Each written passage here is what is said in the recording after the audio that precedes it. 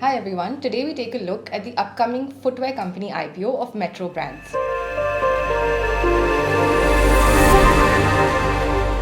So the offer opens on 10th of December and closes on 14th of December at a price band of 485 to 500 rupees per share.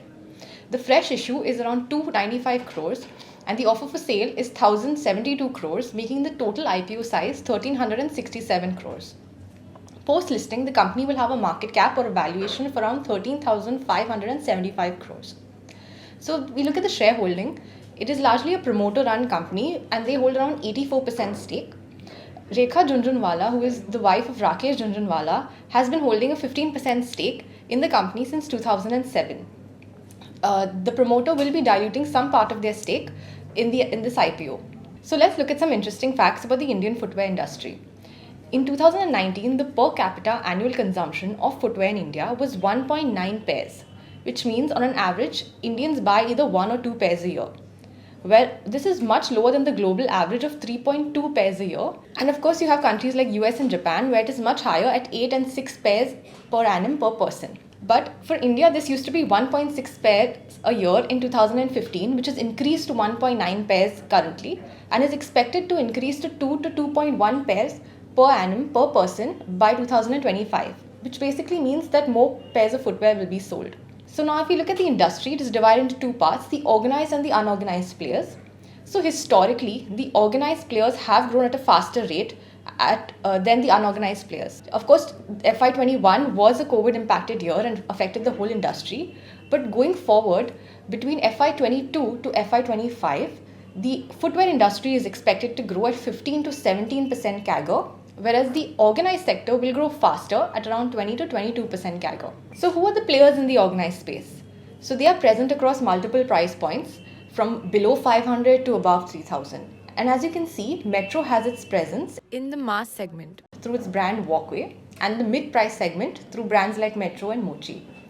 Metro Brands began their journey in 1955. In the year 2000, the company decided to launch a new brand, Mochi, with a focus on the youth. In 2009, they launched their value brand, Walkway, as no organized player was offering a wide variety under the value price point. So over the years, they continued to expand their presence, and today they have around 598 stores pan-India. In 2015, they tied up with Crocs to open exclusive brand outlets for the company. In 2021, they tied up with the global brand FitFlop for exclusive distribution rights of the brand in the country across all channels. So the management is headed by second generation Rafiq Malik, who is the chairman, and his daughters Farah and Alisha Malik are also actively involved in the business. They have been trying to strengthen the professional management, and that's why they recently got on board Nissan Joseph, who has over 20 years experience in the retail industry. The CFO and CEO have also been associated with the company for over 9 and 16 years respectively. So they have a mix of brands which they own as well as third-party brands which they retail. Their own brands contribute around 70% of their sales, whereas third-party brands contribute around 30%. Within own brands, the mix is largely between casual and formal wear, whereas within third-party brands, they have more of a casual mix. So how do they retail all these brands? They basically have 4 store formats pan-India. That is Metro, Mochi, Walkway and Crocs EBOs. So apart from Crocs, which retails only the brand Crocs, Metro, Mochi and Walkway retail all other brands as well, catering to different segments. For example, Metro sells shoes that cater to the entire needs of the family at price points of 1000 to 10,000 with an average selling price of around 1482.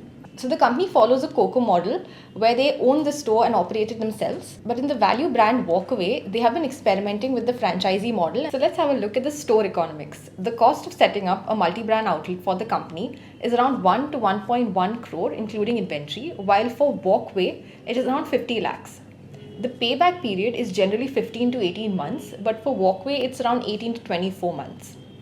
Now the company will be opening 260 stores over the next 3 years across different formats, for which it will be utilizing 225 crores of the fresh IPO proceeds. So as discussed, the company has its presence across MBO and EBOs. 25% of its stores are EBOs and 75% of its stores are multi-brand outlets. They also have 7% of their sales from online, which has increased drastically from 1 or 2% pre-COVID.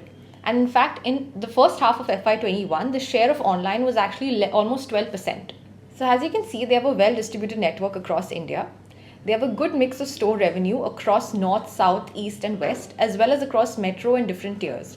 In terms of store location, around 52% of their stores are located on high street and 43% of their stores are in malls. Category-wise, they get around 38% each from the men and women segment, 5% from the kids segment, and around 10% from accessories. So if you look at the price range, around 44% of their sales is between the price points 1500 to 3000, whereas 36% of the sales is from products that are priced above 3000. So clearly their average selling price is much higher than the industry average. So if we talk about the company's strengths, they have a wide range of brands, their own as well as third-party brands that they retail, making it one of the largest specialty footwear retailers in the country. Apart from this, they follow a very demand-driven inventory replenishment model, which basically means that the inventory they replenish at the stores depends a lot on the demand. So this results in minimizing the stale stock, as well as they are able to reduce the discounting, which leading to better gross margins for them. Almost 90% of their products are sold at full price and without any discount. Thirdly, they don't have their own manufacturing facilities and they outsource manufacturing, which results in an asset-light model for them. And they have a strong promoter background with Mr. Rafiq Malik, who has over 50 years of experience in the footwear retail industry, and he provides strategic insights to the business. Apart from this, they are also strengthening their professional team with the appointment of the new CEO. Though we wish this could have been done sooner and not 5 months prior to the IPO. So coming to their key strategies, they will continue to expand their store presence. They plan to open 260 stores over the next 3 years with the fresh issue from the IPO proceeds.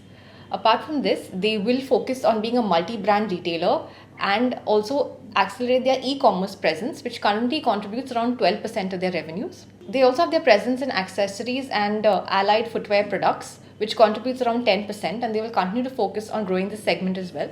And lastly, there are also inorganic opportunities that they will look out for. So the company has a strong financial record with a revenue CAGR of 12% over FY15 to FY20. Its gross margins are around 55% and EBITDA margins around 27% pre-COVID.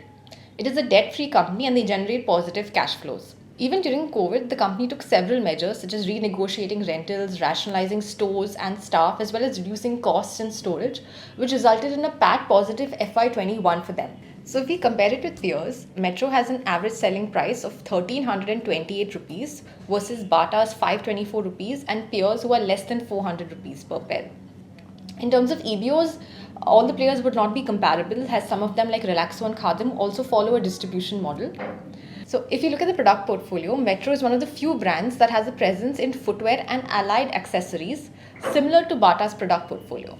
The company has seen a healthy revenue and PAT CAGR of 12 and 18% over the last 3 years. However, it is lower than peers, which makes it a little less exciting. If we annualize the H1 numbers, they are trading at around 15 times EV sales and 61 times EV EBITDA, which is slightly higher than peers. So to summarize, it is a brand with a strong legacy that is available pan-India with a wide range of brands. It is available across multiple channels such as EBOs, MBOs as well as online. It has an asset-light model where it outsources most of its manufacturing. It is present across footwear as well as accessories and allied categories. And lastly, it is a preferred partner for many third-party brands. But of course, we have to look at the risk and monitorables associated with any investment. So they are subject to raw material price volatility, and like we've seen in the past few months, RM prices across industries have increased substantially. Also, it is dependent on third party for manufacturing, so it could be impacted by any supply disruption. Sales from third party brands is 30%. Any loss of such brand could impact the business. And lastly, the increasing competitive intensity from online retailers, which has seen a rising trend. And of course, it is a promoter-run company, but they are strengthening their professional team, especially with the onboarding of the new CEO earlier this year. So what do we think?